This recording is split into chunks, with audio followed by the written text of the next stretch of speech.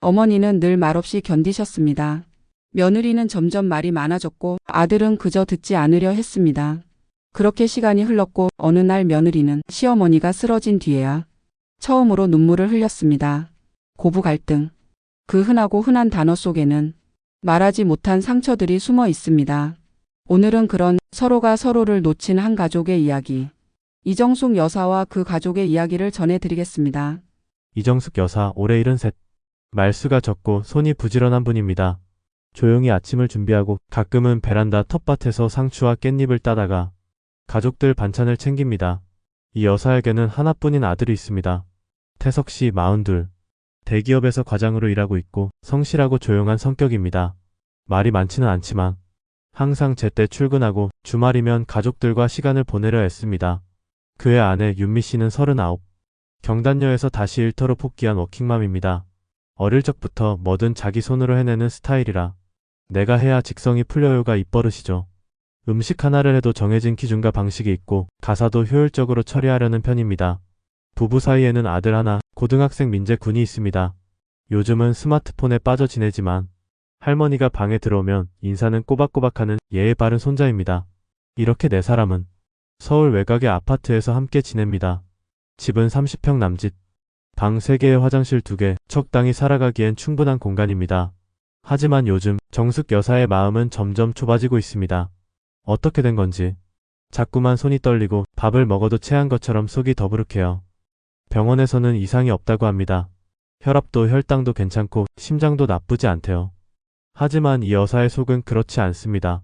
어디서부터 어떻게 불편해졌는지 누구에게 말해도 돌아오는 건 이런 반응입니다. 그냥 나이 들어서 그래요. 사람 마음이 예민해서 그렇다니까요. 그래서 그녀는 말을 삼킵니다. 딱히 누가 나쁘다고도 할 수 없고 아들에게 뭘 기대하기도 어려운 나이니까요. 사실 남편이 살아있을 땐 이런 감정을 겪을 틈도 없었습니다. 남편은 과묵하지만 다정한 사람이었고 무슨 일이 있어도 정숙 여사의 편이 되어주었습니다. 남편이 돌아가신 후 태석 씨 부부와 함께 살게 된 것도 외로움 때문이었습니다. 민재가 커가는 것도 보고 싶고 얘들 일하는데 힘 좀 보태주고 싶어서지. 그렇게 시작한 동거생활. 처음엔 나쁘지 않았습니다. 며느리도 정숙 여사에게 예의를 갖췄고 가끔 손자와 시장도 같이 갔습니다. 그런데 어느 순간부터인가 말이 줄어들기 시작했습니다. 가장 먼저 느낀 건 식탁에서의 눈치였습니다. 과일을 깎아서 놓으면 며느리는 잘 먹지만 한 번도 감사합니다 라는 말을 하지 않았습니다. 국을 끓여 놓으면 어머님 이런 식으로 하면 나트륨 많이 들어가요 하는 말이 따라왔습니다.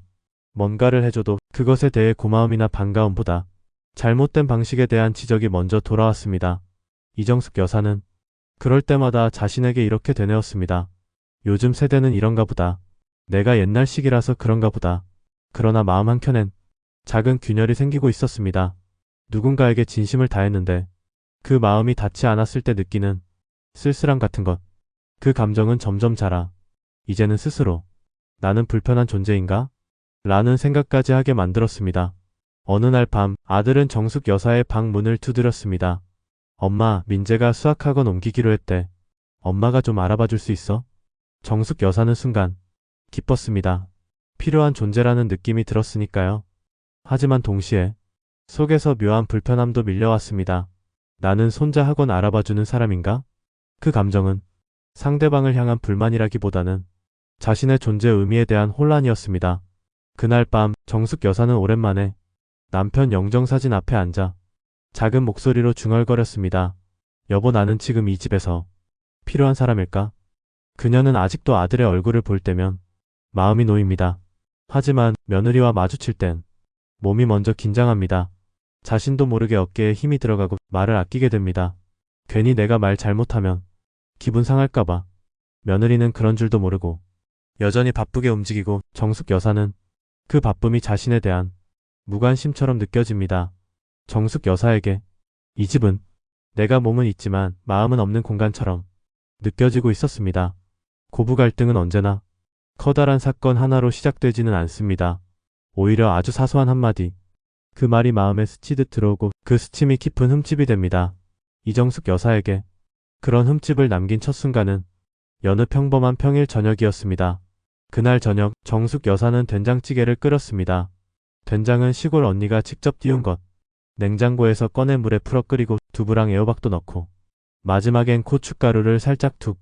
오래된 손맛이자 정숙 여사의 자신 있는 요리였습니다. 식탁에 쿡그릇을 올리고 밥을 담고 반찬 그릇을 돌려놓고 나서 혼잣말로 말했습니다. 그래, 오늘은 간이 딱 맞았겠지. 그런데 그 순간 퇴근한 며느리 윤미 씨가 숟가락을 한번 떠놓고 아무렇지 않게 말했습니다. 어머님, 요즘은 이 된장이 좀 짠 편이에요. 혈압 올라가니까 조심하셔야 해요. 그 말에 정숙 여사는 한순간 아무 말도 할 수 없었습니다. 얼굴의 표정은 유지했지만 마음속 어딘가는 작은 그릇이 깨진 듯한 기분이었습니다. 윤미 씨는 몰랐습니다. 그 말이 정숙 여사에게 그토록 깊이 박혔다는 것을. 그녀는 무례할 마음이 아니었습니다. 요즘 건강 프로그램에서 들은 내용을 나름대로 공유한 것이었죠. 하지만 정숙 여사에게는 이 말이 전혀 다르게 들렸습니다. 이젠 어머니 손맛도 별로예요. 괜히 나섰다가 건강까지 해친다니 가만히 계세요. 그녀는 속으로 이런 말을 삼켰습니다. 내가 잘해보려 했는데 저 아이는 그게 불편했나 보다. 요즘은 뭐든 다 아는가 봐. 늙은이들은 그냥 가만히 있으라는 거지. 정숙 여사는 그날 저녁 반찬 그릇을 조용히 치우며 자신의 손끝을 가만히 들여다봤습니다. 이 손으로 너희 아버지 밥도 하고 태석이 기저귀도 갈고 민재 이유식도 만들어 먹였는데 이젠 그 손이 짜다고 혼나는 손이 됐네. 그날 이후 정숙 여사는 식사 시간에 항상 묻기 시작했습니다. 이거 짜지 않니? 혹시 국간은 괜찮았니? 깍두기는 너무 익었지? 하지만 며느리는 대답하지 않았습니다. 대답하지 않은 게 아니라 그 말이 귀에 들어오지 않았던 겁니다. 윤미 씨는 늘 무언가에 쫓기듯 살고 있었습니다. 아침 7시에 출근해 퇴근은 저녁 6시 반. 집에 오면 아이 학원 스케줄, 식사 준비, 청소 설거지. 그리고 눈치? 그녀는 속으로 이렇게 생각했습니다. 어머님, 도와주시고 싶은 거 알아요. 근데 가끔은 저희가 힘든 걸 좀 알아주시면 안 될까요? 왜 내 방식은 늘 틀렸다고 하시지? 난 실수해도 이해 못 받는 사람인가? 윤미 씨 역시 정숙 여사의 행동 하나하나를 자신에 대한 간섭으로 받아들이고 있었습니다. 정숙 여사가 반찬을 손봐주면 내가 한 게 부족했나라는 생각이 들었고 청소기를 돌리면 내가 더럽게 살았단 말인가 싶은 마음이 들었습니다. 그러면서도 정작 정숙 여사의 속마음은 전혀 전해지지 않았습니다. 정숙 여사는 그냥 도와주고 싶었을 뿐이었습니다. 두 사람은 서로를 향한 마음이 없었던 게 아닙니다.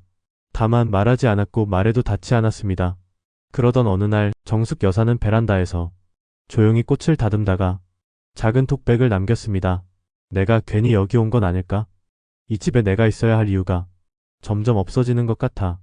그 말을 들은 건 손자 민재였습니다. 아이답게 그는 솔직하게 이렇게 말했습니다. 할머니 집 나가실 거예요?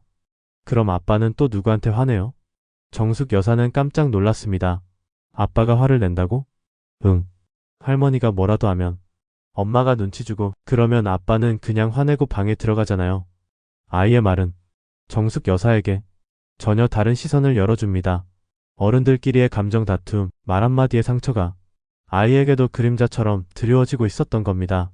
그날 밤 정숙 여사는 태석 씨 방 앞에서 한참을 서 있었습니다. 아들에게 말을 걸고 싶었습니다. 나 힘들다. 나 잘하고 있는 거니? 너는 누구 편이니? 하지만 문은 끝내 열리지 않았습니다. 정숙 여사는 그 문을 보며 입을 꾹 다물고 돌아섰습니다. 그녀는 늘 참고 있었고 며느리는 말이 많아졌고 아들은 조용히 그 사이에 있었습니다. 그러다 보니 그 집안은 말하는 사람이 상처받고 말 없는 사람이 더 아픈 집이 되어가고 있었습니다. 그리고 그 고요한 전쟁은 곧 폭발이라는 이름으로 다가오고 있었습니다. 정숙 여사는 베란다 한쪽 작은 텃밭을 자신의 생명처럼 가꾸고 있었습니다. 매일 아침 고추잎을 들춰보고 깻잎이 너무 억세지지 않도록 잘라주고 상추 밑동에 물을 주는 그 일이 요즘 그녀에게는 하루 중 가장 안정되는 순간이었습니다. 그날도 마찬가지였습니다. 초여름답게 햇살이 따뜻했고 깻잎이 유난히 싱싱했습니다. 이거 데쳐서 무치면 참 좋겠네. 민재도 깻잎은 잘 먹으니까. 정숙 여사는 베란다에서 바람 맞으며 깻잎을 하나씩 땄습니다. 한 장, 두 장 조심스럽게 싱크대 앞에 서서 뿌연 안경을 닦고 칼질을 하며 자신의 하루를 스스로 채워넣고 있었죠. 그날 깻잎 무침은 정숙 여사가 정말 오랜만에 누구보다 자신있게 만든 반찬이었습니다. 자, 오늘 저녁은 이거 하나면 되겠지. 그런데 그렇게 만들어 올린 식탁 위에 그 한 접시가 정숙 여사의 마음을 송두리째 흔들게 됩니다. 저녁 7시. 윤미 씨가 퇴근 후 급히 식탁에 앉았습니다. 아이에게 숙제 시킬 것도 많고 내일 회사 준비도 해야 하니 서둘러 밥을 먹어야 했죠. 밥을 푸고 국을 뜨던 윤미 씨가 깻잎 무침을 한 입 입에 넣고 자기도 모르게 말했습니다. 어머님, 깻잎을 너무 오래 데치셨나 봐요. 질긴데요? 조금만 데쳐도 돼요. 아무 감정도 담기지 않은 말. 단순한 식감에 대한 코멘트. 그녀는 아마 깻잎을 좋아하는 아들 민재가 입에 넣고 뱉었기 때문에 엄마로서 나온 반응이었을 겁니다. 하지만 그 말은 정숙 여사에게는 비수가 되어 꽂혔습니다. 정숙 여사는 말없이 식탁에서 일어났습니다. 그 누구도 그녀가 왜 일어난 건지 몰랐습니다. 아들은 휴대폰을 보고 있었고 손자는 수저를 휘저으며 밥을 먹고 있었고 윤미 씨는 그저 조용했습니다. 정숙 여사는 부엌으로 돌아가 깻잎 무침 그릇을 조용히 들고 그대로 쓰레기통에 버렸습니다. 이게 뭐라고? 왜 이렇게 부끄럽고 서러울까? 그날 밤 정숙 여사는 베란다 텃밭 앞에 앉아 울었습니다. 며칠 후 그녀는 깻잎을 더 이상 기르지 않았습니다. 물도 주지 않았고 말라가는 줄기를 바라만 봤습니다. 그걸 보고 윤미 씨는 이렇게 말했습니다. 어머님, 요즘엔 텃밭 안 하세요? 깻잎 다시 키우면 제가 맛있게 해볼게요. 데치는 시간 줄이면 정말 괜찮거든요. 그 말에 정숙 여사는 조용히 고개만 끄덕였을 뿐입니다. 그러다 결국 첫 충돌이 벌어졌습니다. 그날은 주말. 온 가족이 집에 있었고 점심 겸 저녁으로 함께 밥을 먹게 된 날이었습니다. 정숙 여사는 직접 장을 봐서 갈비찜과 도라지 무침, 감자조림을 만들었습니다. 조용히 묵묵히 식탁 하나를 가득 채운 정성. 식사 시간, 아들 태석 씨가 말했습니다. 오늘 상이 풍성하네. 엄마 직접 하신 거예요? 정숙 여사는 살짝 웃으며 고개를 끄덕였습니다. 예전에 내 아버지 좋아하던 방식으로 해봤어. 그 말에 윤미 씨가 숟가락을 내려놓고 웃으며 말했습니다. 어머님, 저희는 요즘 그렇게 안 먹어요. 고기는 에어프라이어에 굽고 반찬도 간단하게 먹는 게 트렌드예요. 정숙 여사는 대답하지 않았습니다. 그리고 그 침묵이 태석 씨에게는 묘한 긴장으로 느껴졌는지 그는 아내를 향해 낮게 말했습니다. 그냥 좀 조용히 먹으면 안 될까? 윤미 씨는 수저를 놓고 말했습니다. 제가 또 뭘 잘못했나요? 저는 그냥 요즘 식습관 말씀드린 거예요. 태석 씨는 말했습니다. 그냥 엄마가 힘들게 준비했잖아. 그럼 좀 좋게 받아들이면 안 돼? 그리고 이 모든 상황 속에서 정숙 여사는 식탁에 앉은 채 고개를 숙이고 있었습니다. 손등에는 힘이 들어가 있었고 눈은 이미 젖어 있었습니다.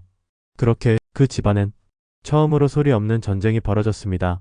식사 후 방으로 들어간 윤미 씨는 혼잣말로 이렇게 말했습니다.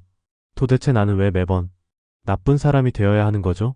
반면 정숙 여사는 거실에 앉아 남편 사진을 보며 속으로 중얼거렸습니다. 나 왜 이 집에 있는 걸까? 그냥 다 귀찮고 이제 집도 팝도 하기 싫어. 그리고 그날 밤 아들은 거실에서 양손을 머리에 얹은 채 말없이 눈을 감고 있었습니다. 아무도 승리하지 않은 저녁. 모두가 지친 저녁. 그날이 이 가족이 처음으로 갈등의 현실을 맞이한 날이었습니다. 나는 왜 늘 나쁜 사람인가요? 이 질문은 며느리 윤미 씨가 마음속으로 수없이 되뇌었던 말입니다. 결혼 14년 차. 시댁과 함께 살아온 시간은 이제 6년째. 시간으로는 짧지 않았지만 그녀에겐 늘 서로의 속을 모르는 채 흘러간 시간처럼 느껴졌습니다. 윤미 씨는 사회생활도 육아도 열심히 해왔습니다. 처음엔 전업주부로 시작했지만 아이를 유치원에 보낸 뒤부터는 자신의 커리어도 다시 이어가고 싶었습니다.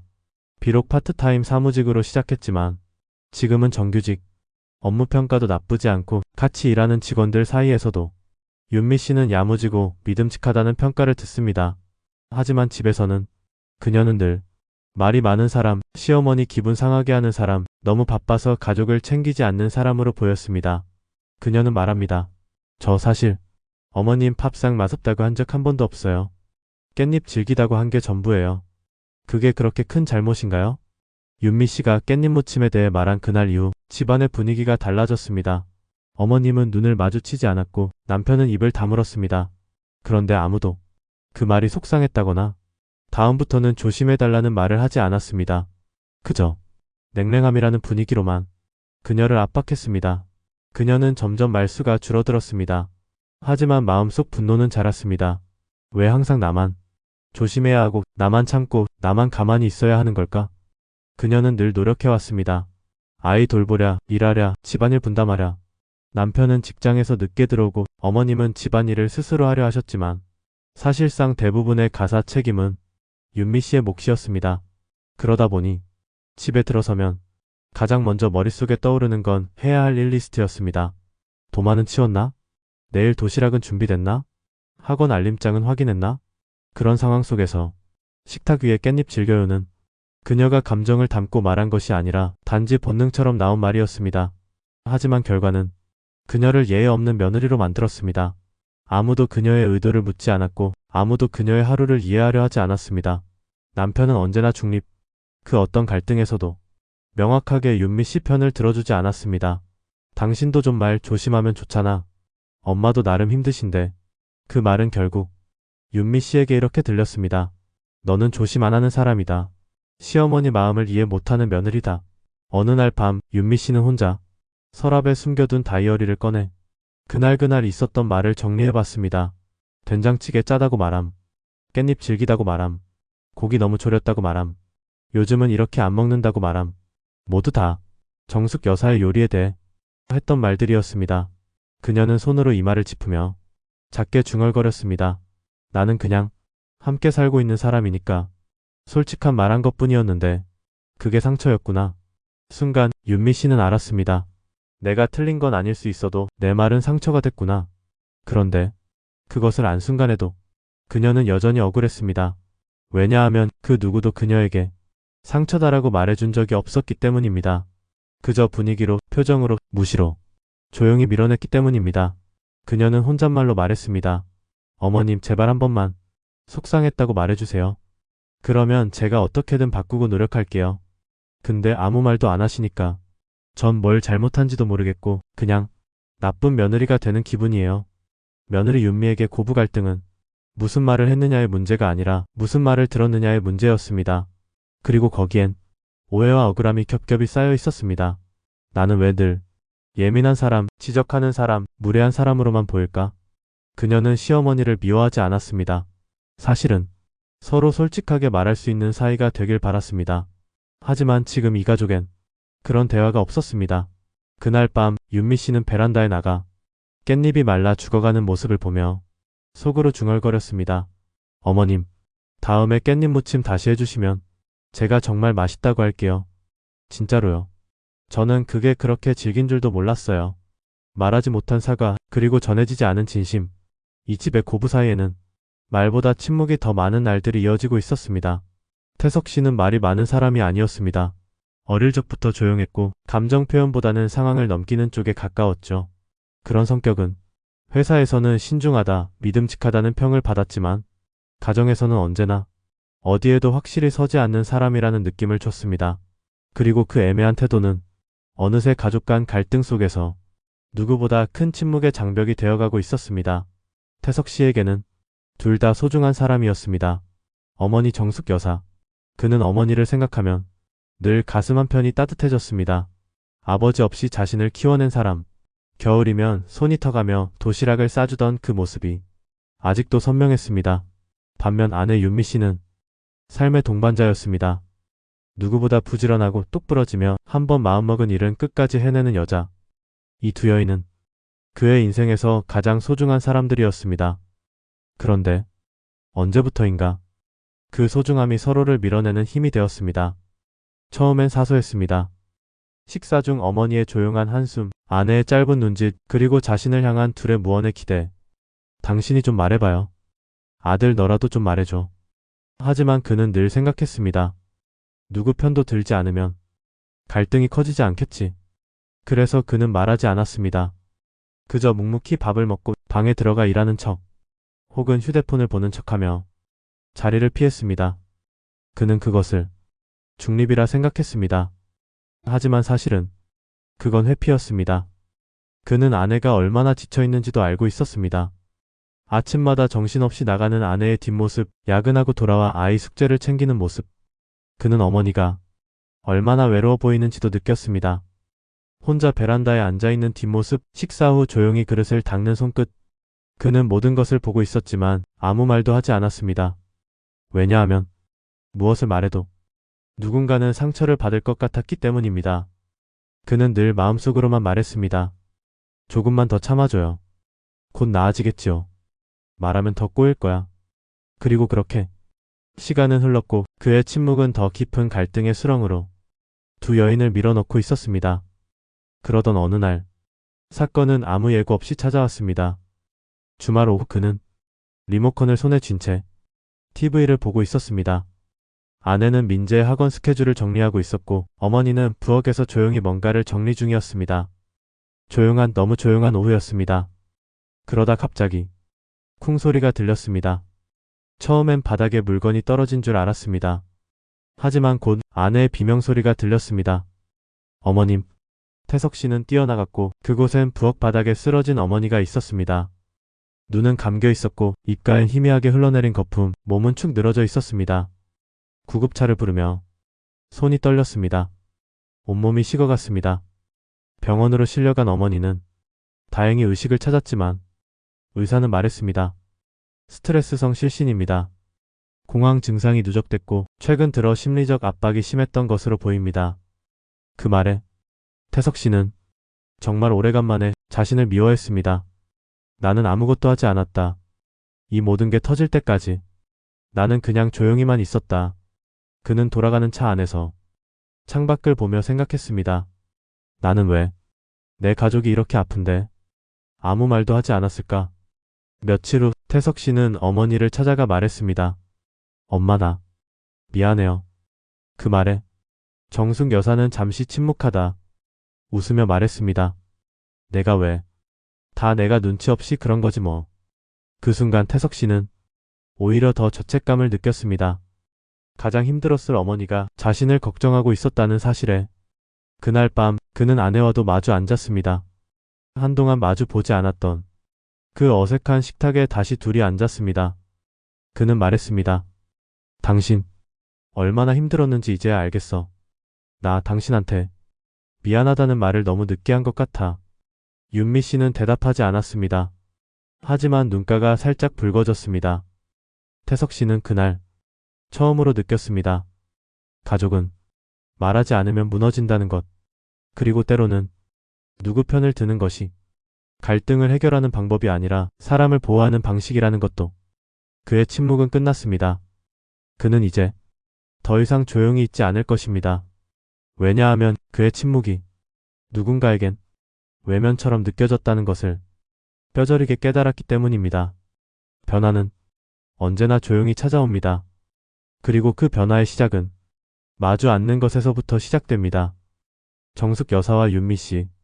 그들은 처음으로 눈을 마주보고 말을 나누는 자리를 가졌습니다. 그날은 어머니가 병원에서 퇴원한 지 3일째 되는 날이었습니다.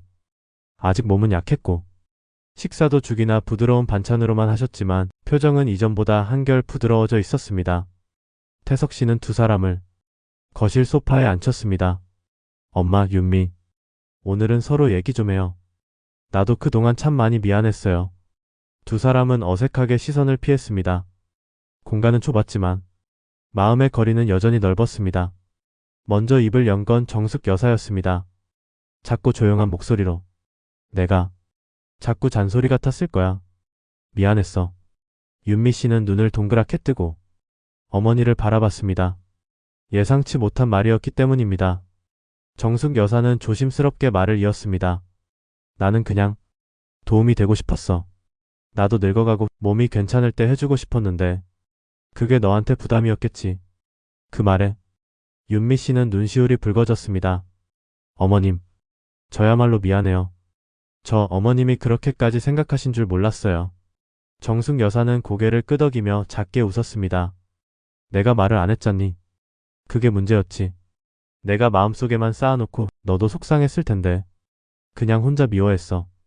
윤미 씨는 숨을 길게 내쉬었습니다. 그러곤 말했습니다. 저도 그랬어요. 어머님께 서운했던 것 왜 그렇게 말없이 다 하시지? 왜 제게 한 번도 솔직하게 말 안 하시지? 혼자 오해하고 짜증내고. 저도 제 방식대로만 행동했어요. 그 대화는 길지 않았습니다.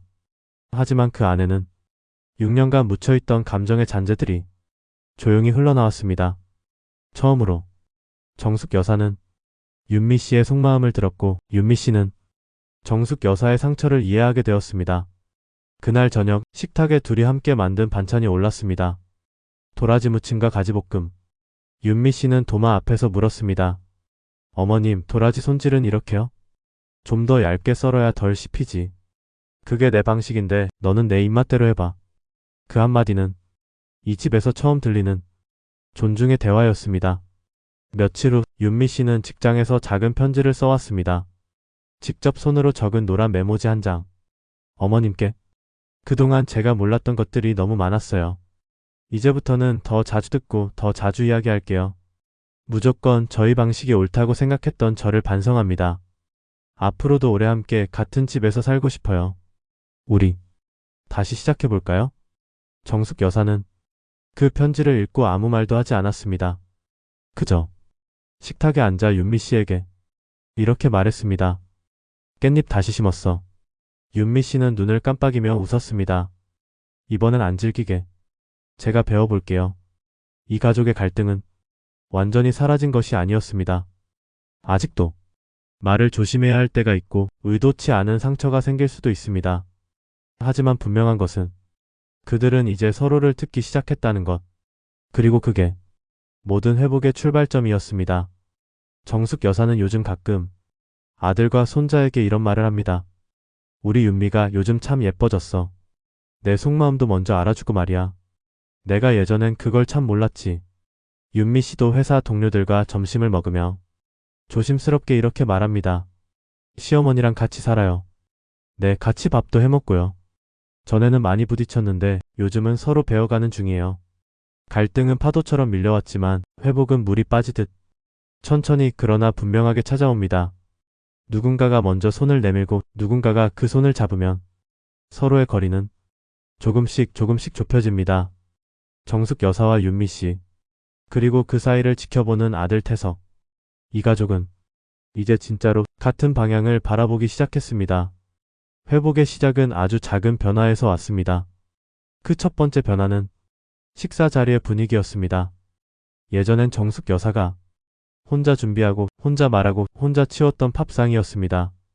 하지만 요즘은 윤미 씨가 먼저 부엌에 들어섭니다. 어머님, 오늘 반찬은 뭐로 할까요? 제가 도라지 손질할게요. 정숙 여사는 그 말에 고개를 끄덕이고 조심스럽게 대답합니다. 그럼 나는 시금치나 데쳐볼까? 그 말투엔 예전과는 다른 부드러움이 섞여 있습니다. 윤미 씨도 그걸 알아차립니다. 예전엔 간섭으로 느껴졌던 말이 이제는 협력이 되어가는 중입니다.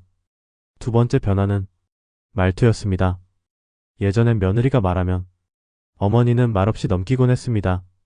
그게 불편했고 오해를 만들었습니다. 하지만 요즘 정숙 여사는 필요한 말은 조심스럽게 꺼냅니다. 윤미야, 그건 혹시 이렇게 해보면 어때? 나는 예전에 이렇게 했는데 내 방식도 한번 보여줘봐. 말의 끝이 열려 있습니다.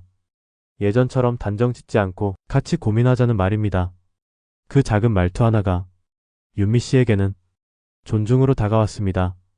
그리고 윤미 씨도 더 이상 방어적으로 말하지 않습니다.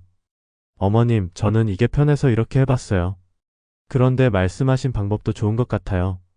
서로의 방식이 다르다는 걸 인정하면서도 그 안에서 균형을 찾으려는 모습이 보입니다.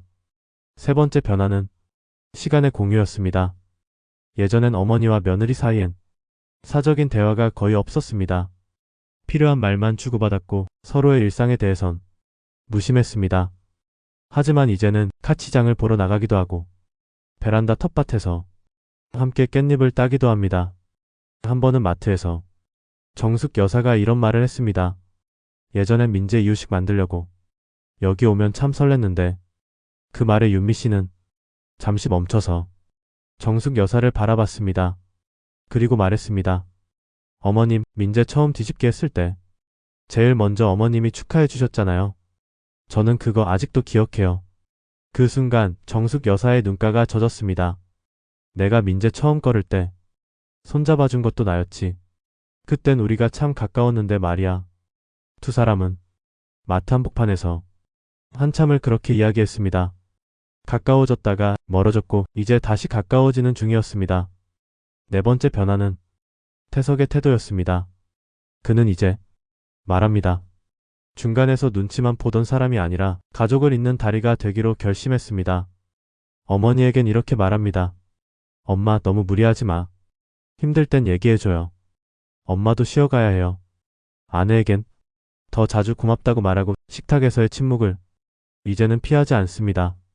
민재가 숙제를 하다 말고 엄마를 부르면 그는 말합니다. 민재야, 오늘은 아빠랑 같이 해보자. 이 가족에게 대화는 이제 점점 습관이 되어가고 있었습니다. 그리고 마지막 변화는 서로가 서로를 지켜보게 된 것이었습니다.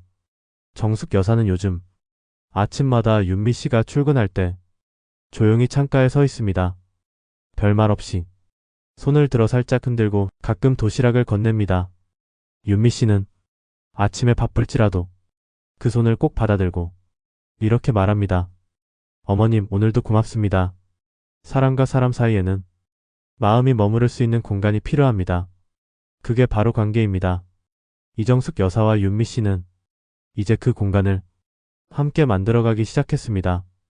때로는 서툴고 때로는 말실수도 하고 다시 마음이 다칠 수도 있겠죠. 하지만 분명한 건 이제는 그걸 서로 회복할 준비가 되어 있다는 점입니다.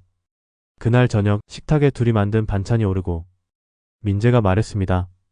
와, 이 도라지 무침 진짜 맛있어요. 엄마가 했어요? 할머니가 했어요? 윤미 씨가 웃으며 대답했습니다. 둘이 같이 했어. 할머니가 비법 알려주셨어. 민재는 고개를 끄덕이며 한마디 했습니다. 그럼 둘이 계속 같이 해줘요. 매일 이렇게 먹고 싶어.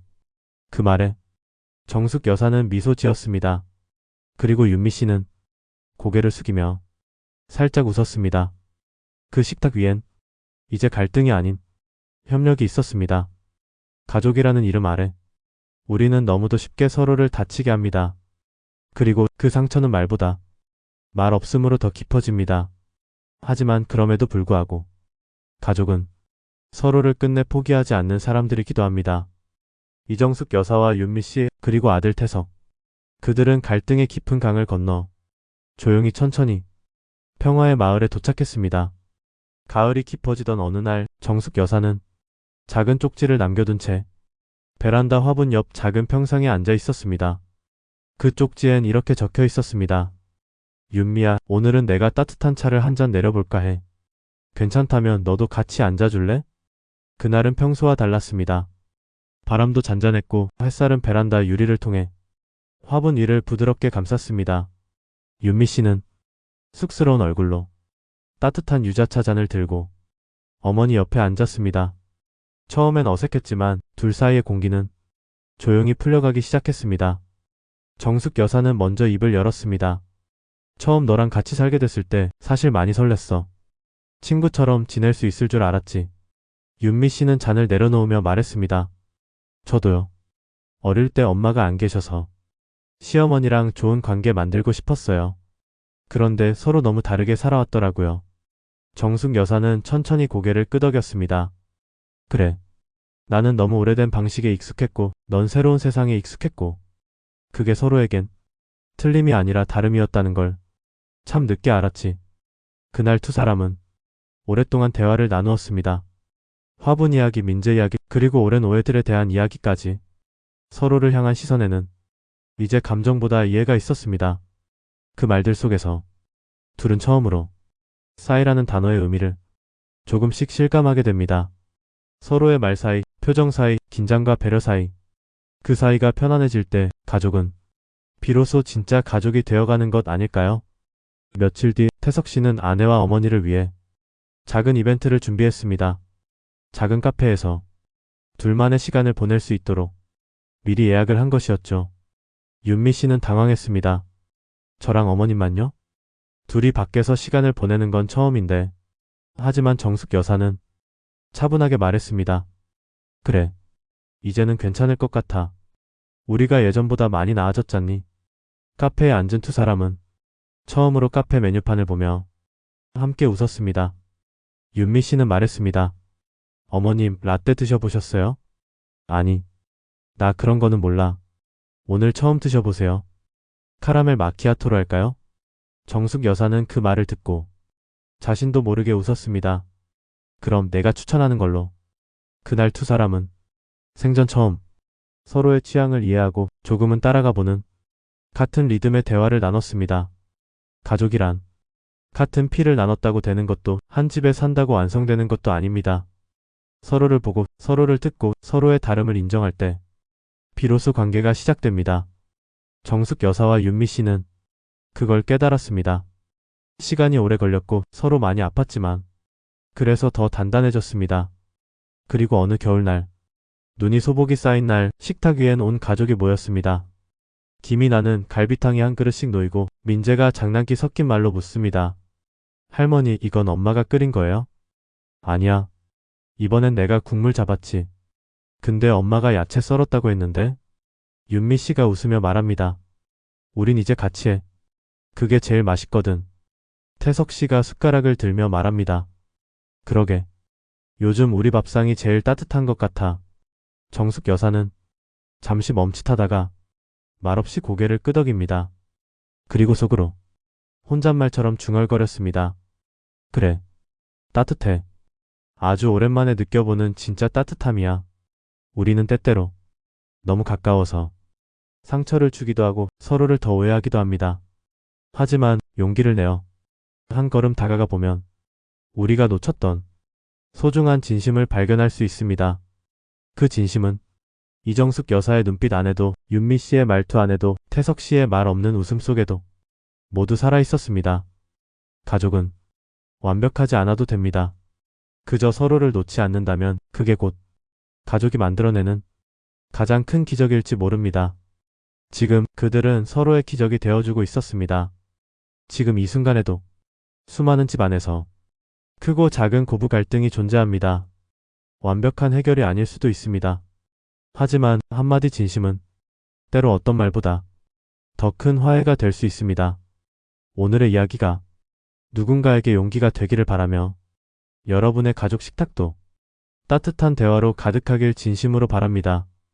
여러분의 마음에도 작은 울림이 있었다면 좋아요와 구독 버튼 꼭 눌러주세요. 여러분의 관심이 더 따뜻한 이야기를 만들어가는 큰 힘이 됩니다. 다음 영상에서도 삶의 깊은 이야기로 다시 찾아오겠습니다. 감사합니다.